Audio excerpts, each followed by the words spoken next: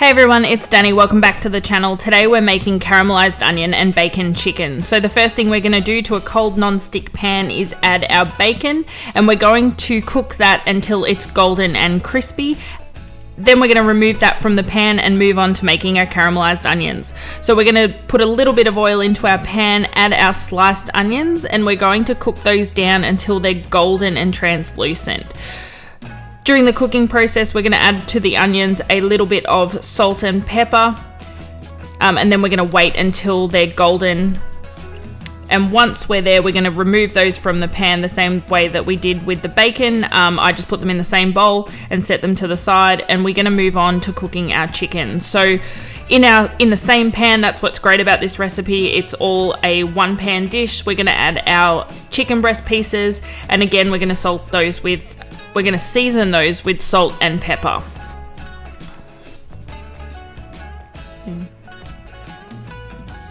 So once our chicken is nice and golden on one side, we're going to turn it around. We want to cook the chicken all the way through for this recipe, so you want to wait until it's nice and cooked through.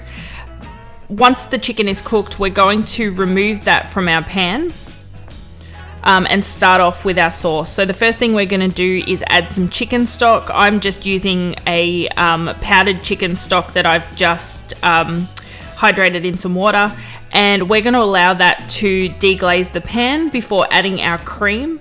So we're going to add our cream, and we're going to mix that until it's all well combined, and we're going to leave it over a low to medium heat to just thicken a little bit before we start adding the rest of our ingredients. So once that sauce is thickened, we're going to go ahead and add our bacon and onion back to the pan and give it a nice good mix. And once that's all done, we're going to start adding our chicken back to the pan before we go ahead and serve. So we want to add all of our chicken back to the pan, including the juices that have pooled at the bottom. They just give extra flavor, so I always add them back. And that's it. We can go ahead and serve. I'm just serving this with a really simple lettuce salad. So it's just some shredded lettuce, vinegar and salt and pepper and a little bit of oil. That's all it is. And there we go. It's our finished dish. I hope you like this. I hope you enjoy it. I hope you make it, and I'll see you next time. Bye.